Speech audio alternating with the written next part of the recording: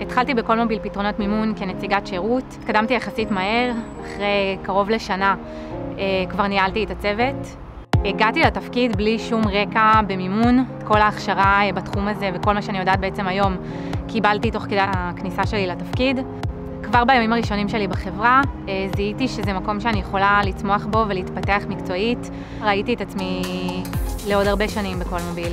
לאחרונה נכנסתי לתחום חדש עבורי, שזה לנהל את מוקדי המכירות והדיגיטל ביחידת הרכב הפרטי. וזה משמעותי עבורי לדעת שסומכים עליי ונותנים בי את האמון בתחום פעילות שעד עכשיו לא עסקתי בו בקולמוביל.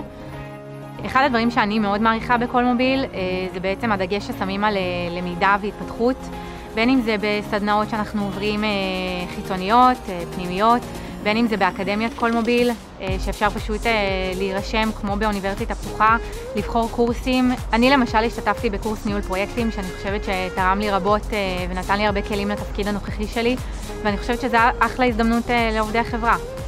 אני חושבת שאנשים נשארים בקולמוביל הרבה שנים, כי הם רואים את האפשרויות שיש להם להתפתח, וכשיש לך תמיד לאן לשאוף, אז אתה תמיד מסתכל קדימה בתוך החברה, ולא החוצה.